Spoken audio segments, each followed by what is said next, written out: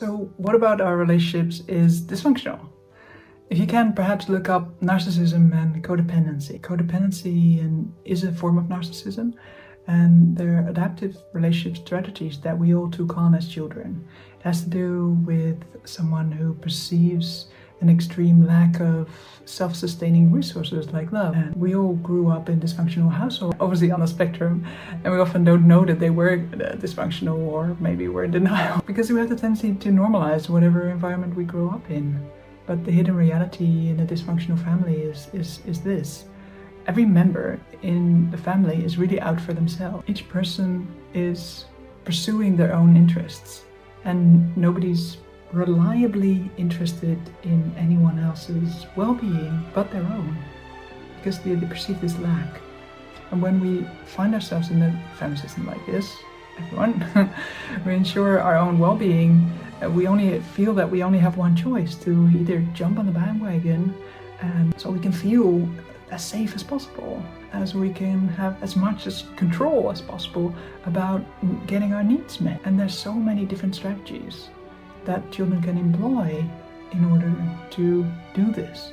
Just to give you a few, they can become opposingly defiant, they can become hyperachievers, cunning manipulators, they can make themselves invisible, they can become people pleasers, cheerleaders, caretakers, helpers, enablers. They can become the peacemakers, or the mediator, or the one in the family that lightens the mood. They can become hyper responsible. They become the household managers, or martyrs, or the scapegoat, or golden child.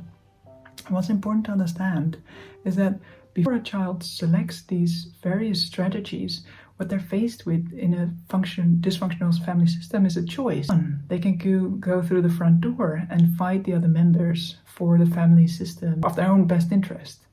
Or two, they can go through the back door and manipulate the other members of the family system for their own best interest.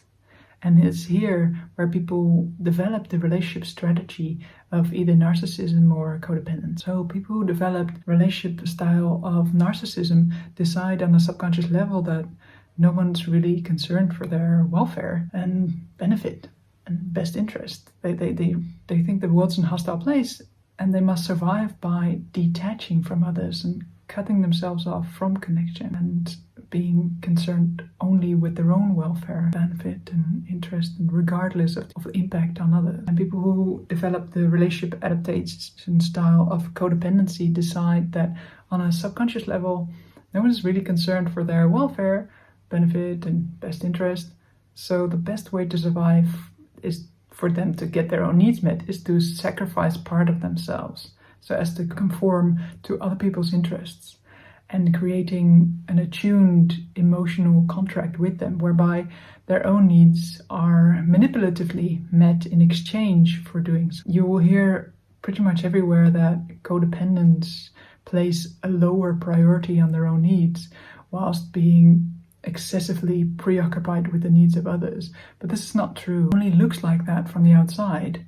The reality is that the preoccupant with the needs of others is their method of getting their own needs met. Narcissism and codependency definitely go on a scale of severity, and also like a narcissist in one relationship and more like a codependent in another. A world where dysfunctional relationship is the norm, the work of our lives is to extricate these dysfunctional patterns within relationships, and to create relationships and relationship systems that enhance and secure the well-being of every individual within that system.